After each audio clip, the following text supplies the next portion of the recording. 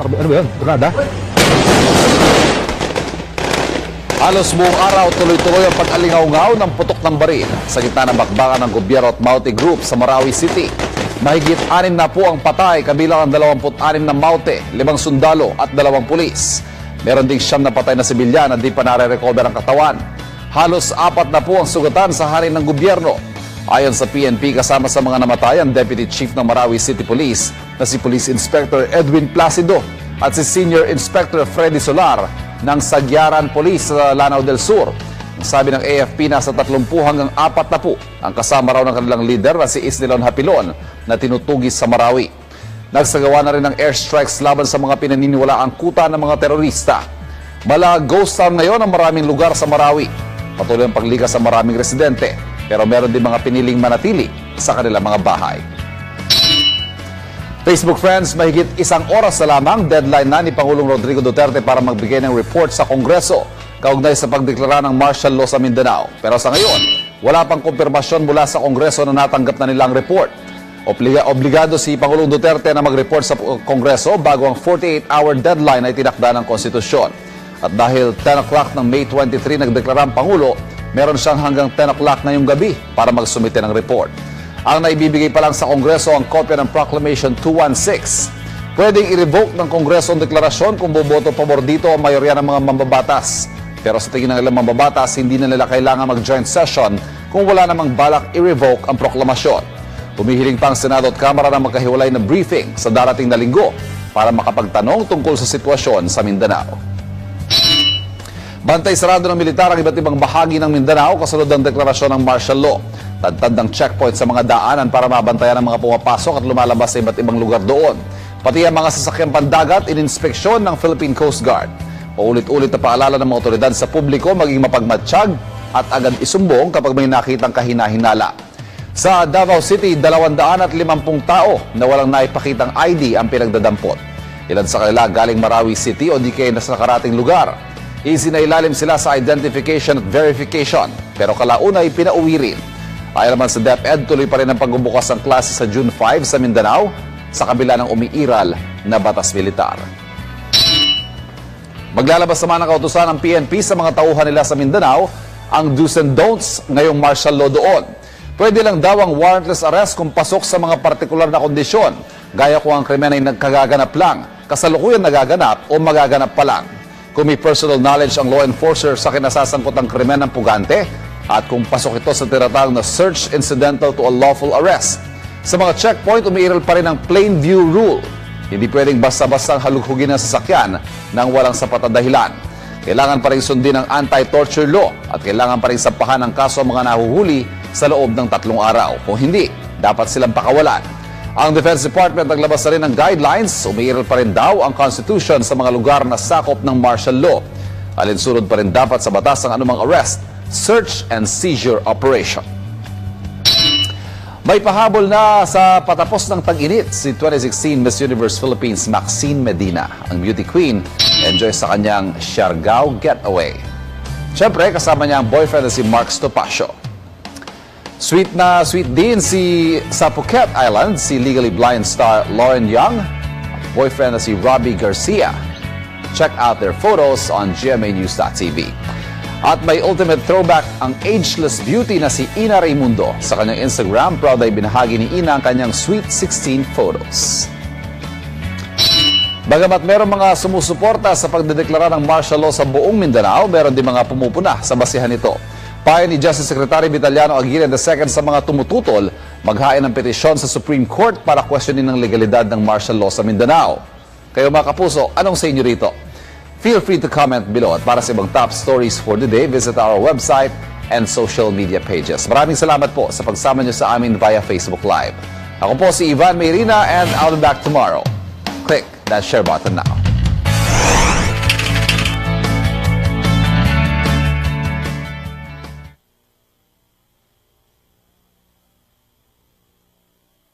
Gumamit na ng air assets at nagsasagawa ng surgical airstrikes ang tropa ng militar sa Marawi City sa ilang tiyak na pinagtataguan ng mga miyembro ng Maute Group. Ito ang balita ni Dante Amento. Kitang-kita sa video na ito ang isang motorcycle rider na may angkas na matanda na may mga itinuturo sa mga militar sa isang lugar sa Marawi City. Matapos na makalagpas ang sibilyang nakamotorsiklo ay nagsimula ng magpaputok ang mga kawani ng militar. Ngayong araw ay nagsagawa na ng surgical airstrikes ang tropa ng pamahalaan sa ilang barangay sa lugar. Surgical airstrike, specific yung lugar. Dapat hindi mag-miss dahil pag mag-miss mayroong collateral damage. Isa yun sa mga dapat sinusunod pag surgical airstrikes. Pinaniniwalaang hindi bababa sa 50 Maute members ang tinutugis pa ng AFP. Payo ng militar sa mga residente na hanggat maaari ay umalis o lumayo sa lugar. Samantala, patuloy naman ang paglikas ng mga residente sa Marawi patungo sa mga kalapit na lugar gaya ng Iligan, Cagayan de Oro at Davao City. Ngunit sa kabila nito, pahirapan para sa kanila ang paglikas dahil wala ng mga pampasaherong sasakyan ang dumadaan dahil din sa takot na madamay sa labanan. Gusto sana namin, sir, na may tumulong sa amin para ma-transfer kami ng ibang lugar. Para makaluwas kami dito. Kasi dito, sir, grabe, sir, para na kami mababaliw. Maraming ISIS sa labas ng pintuan na ng bahay namin. Hindi na namin kaya. Tsaka kailangan masave itong mga bata. Apektado na rin ang kabuhayan ng mga residente sa lungsod sa dami ng nagsilikas. 100% patay na ang negosyo. Kita mo naman. Sino naman ang gagasolina? Wala. Mahirap na magbukas baka mamaya iba ang maggagasolina. Imbis na magbabayad, wala pa. Mahirap na. Samantala, sa kabila ng patuloy na kaguluhan, may ilan pa ring residente na piniling manatili sa kanilang lugar. Hindi kami nagbabakwit. Kaya kasi kung darating ang kamatayan namin na galing ki Allah subhanahu wa ta'ala, hindi namin mapipigilan. Dante Amento, UNTV News and Rescue, Western Mindanao Command. A revival of the death penalty in the country, Lala Babylonia reports. Archbishop Oscar Cruz expressed his support on the Duterte administration's war against illegal drugs. Cruz said President Rodrigo Duterte is more committed on eliminating the alarming drug menace in the country compared to the past administration. In fact, the past administration to me was a big liability. And that's why I said, how come the drug has become this extensive when the previous administration has not done anything about it?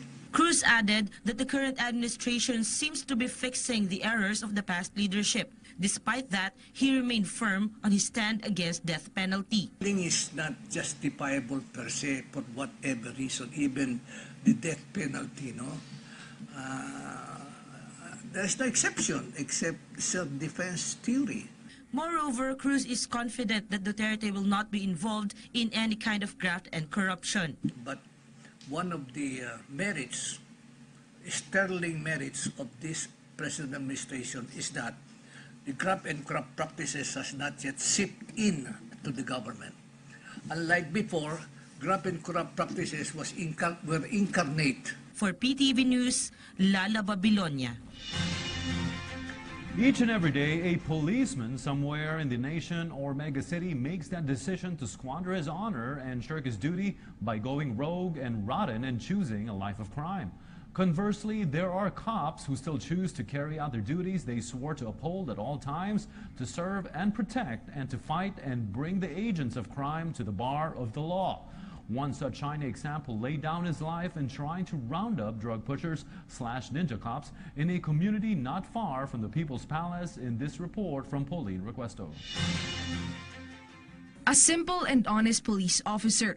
This is how Luzvina Alvarez describes her cousin SPO2 Marlon Lebrilla. Parehas siya magtrabaho bilang pulis. Hindi siya yung ibang pulis na maraming sideline. Siya sahod-sahod lang talagang inaasahan. Lebrilla was killed during a drug buy-bust operation in San Miguel, Manila last week. Based on Manila Police District's spot report, Lebrilla and another cop, PO1 Medina, were shot by the drug suspect after realizing he was doing a transaction with a law enforcer. The suspect was identified as Kodeng Makabato alias Verdugo, a notorious drug personality in the area. A gunfight ensued between the police and the suspect. The two police officers and Makabato were rushed to the hospital after obtaining gunshot wounds. The drug suspect was declared dead on arrival, while Medina is still confined for treatment. MPD assured that they will give assistance to the bereaved family of Librilla. They will also transfer Librilla's remains to his hometown in Sultan Kudarat.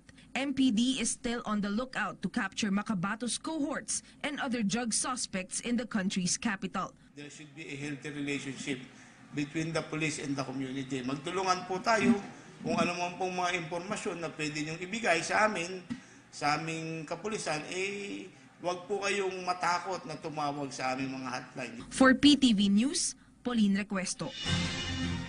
The shortlist is complete. The contenders all formidable, and the competition will surely be fierce. No doubt the president will have a tough time in making up his mind when he makes his choice to fill out the soon-to-be vacated chief of staff and other key military positions in the next major turnover ceremony next month. PTV's Eunice Maute with the details. Instead of October 26, the Armed Forces of the Philippines Chief of Staff General Eduardo Año will retire early this June 2 to make way for his assumption as the new Secretary of the Department of Interior and Local Government. With this, the AFP has confirmed that the Board of Generals has already compiled the names of the possible officials who can succeed the military chief. The AFP's loss is the gain for the DILG, but we are also saying that your Armed Forces of the Philippines will not run out of very competent, professional commanders among us na pwede at karapat-dapat ding mamuno sa ating hukbong sandatahan. At sa loob ng lalong madaling panahon, kung madesisyonan yan, we will be announcing formally kung sino ang papalit kay General Año. According to Arevalo, there is a stiff competition for the next AFP Chief of Staff due to the qualifications of the contenders from the three-star generals in the Unified Commands and Major Services. One of the strong contenders in the post is Lieutenant General Leonardo Guerrero from Eastern Mindanao Command and is also set to retire on December.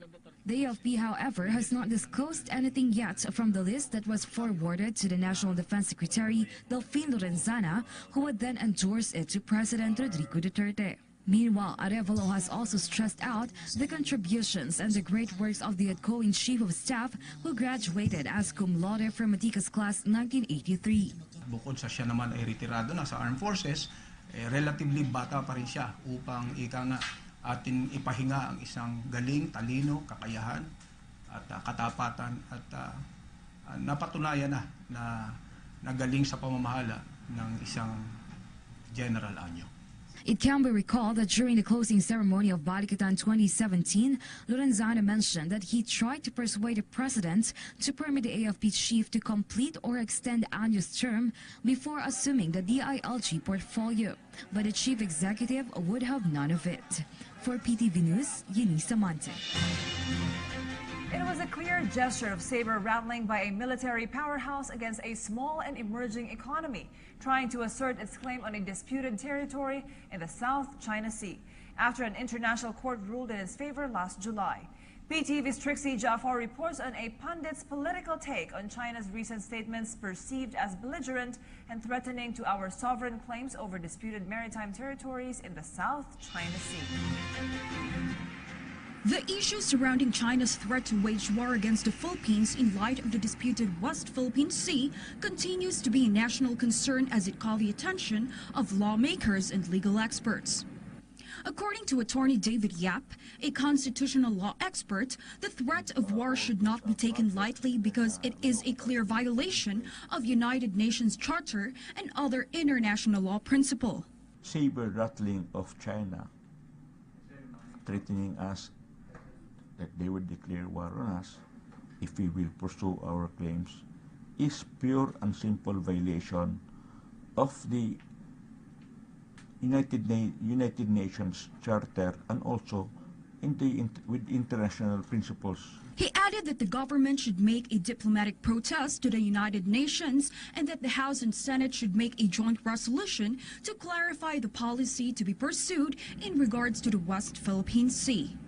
Legislative department, since they are the policy-making body of our country, should already make a statement through maybe a joint resolution of both houses of House of Representatives and the Senate to make our stand also on the policy that what policy are we going to pursue with regards to the West Philippine Sea.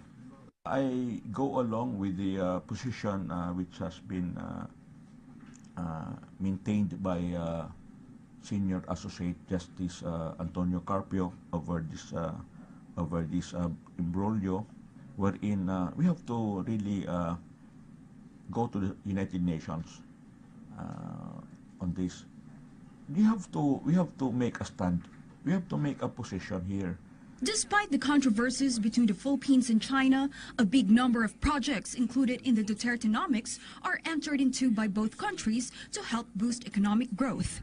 I think we have to give credit to the Duterte administration because if all of these projects are realized, then this should be the golden age of Philippine infrastructure. And this for sure, this is going to boost our